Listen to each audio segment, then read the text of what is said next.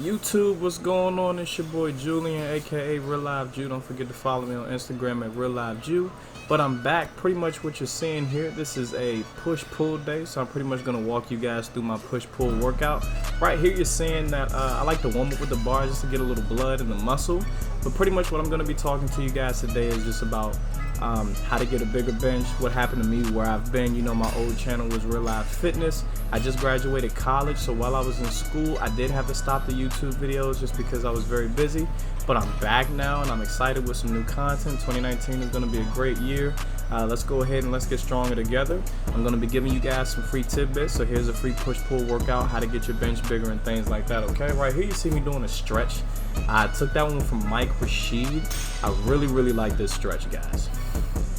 It's really good at opening up not just the pecs, but the front delts as well. So right now you see me putting on 135, so we're just working out. Pretty much when we get to the working set, today's working set is 315. It's supposed to be a 3x3, okay? And one thing that I like to do is I like to keep the setup the same. So you see that I pull back on the bar, really retract the scapula, retract the upper lats, make sure that my feet are firmly planted on the ground, and then I drive up. And even with 135 and even with the bar, you see me pressing like it's heavy, pressing violently and fast. That's because I want to wake up the nervous system. And getting stronger on the bench press, guys, is about consistency throughout the movement, okay? You want to practice the way you want to play in me, okay? And I really should be pause benching here, but I just did a lot of touch and goes today. So you see me warming up with 225, keeping it smooth at the same time.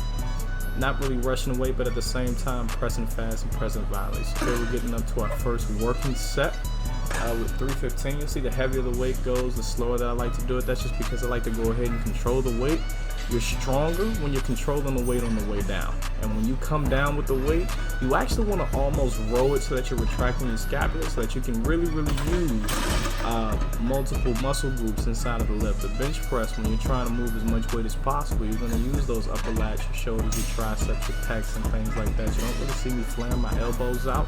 I like to keep it tucked, guys. Right here you see 325 going for 3. And then I back down to 315. We're going to go ahead and get 4. And again, you want to make sure your setup is consistent on the bench. So you see when I get on the bench, I like to pull up. Whatever your routine is, just make sure that you do it every time, okay? But I like to go ahead to pull up because that allows me to tighten up and tighten my back, okay? And that was for 4. You guys see I can't count. And so moving on, we have a 3x5 on the back. So warming up the back, bent over barbell rows is an exercise that I love to do to kind of build that mid to upper back as well. Compound movements are going to be your friend when it comes to strength, guys. It's going to be your friend. Now, the reason why I like to put back movements on my chest days, which is why I like to split it up with the push-pull style, is just because a bigger back is going to help you with a bigger bench, okay? The bigger your back is going to help you stabilize a lot of that weight. So you want to blast that bench up, you really got to make sure that you put emphasis on your back. Now, guys, when I do my bent over rows for this specific movement, not really doing a whole lot of weight, 225, keeping it smooth. We're doing 5 reps. And just staying smooth all the way through the movement. I like to get almost parallel. You see, I like to focus that mind-muscle connection to where I'm squeezing the lats, really squeezing that mid-back, concentrating on where I want to do it, and just pulling, okay?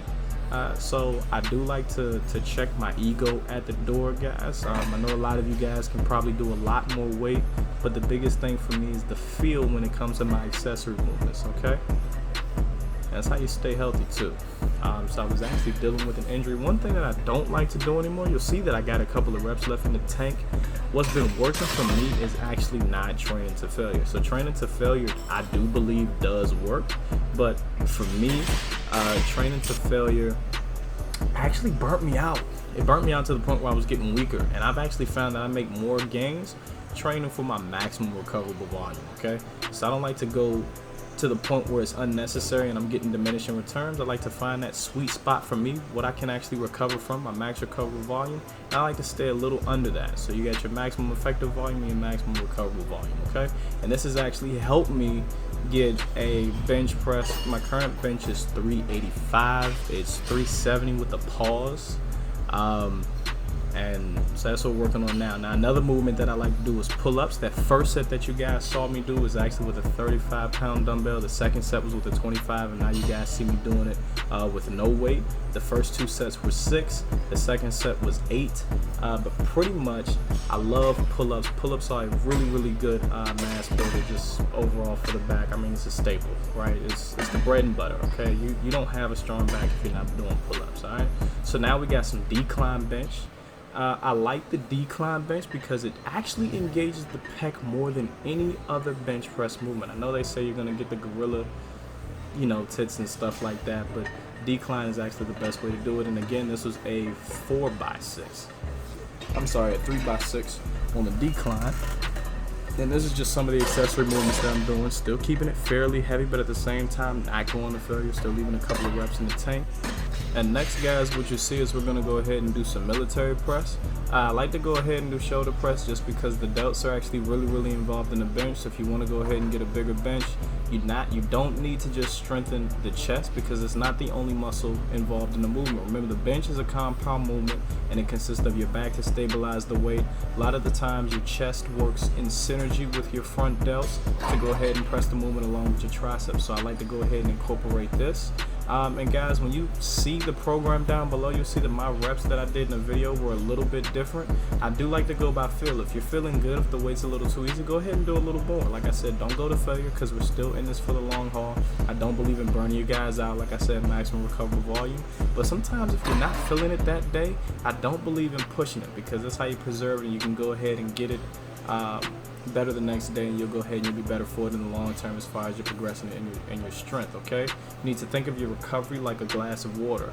Let's say after week 1 you've got 3/4 of the water left, and then after week 2 you've got a half a glass left. Well, if you're going to the gym and you're depleting that glass and you're not putting enough water back in there, eventually the glass is going to be empty and you're not going to have any water in the glass or any fuel in the tank to continue, and that's when you got to go ahead and take time off, okay? So now what you guys see me doing is I like to go ahead and throw in some, some curls, guys. I know y'all like those, the bro movement curls for the girls, as they say. Going ahead and doing it. It's supposed to be supinated, but I was dealing with some wrist pain, so I went ahead and did the hammer variation. You can do whichever variation that you like better. The hammer works the long head, whereas the concentration curl style with your hands supinated kind of works the peak of the bicep. And then, of course, last but not least, we did tricep extensions.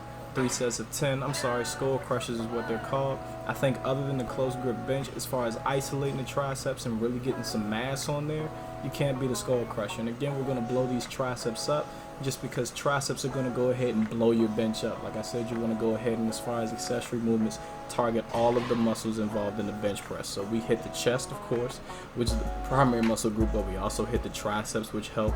We hit the front delts, which help, and we hit the back as well to go ahead and help stabilize that weight.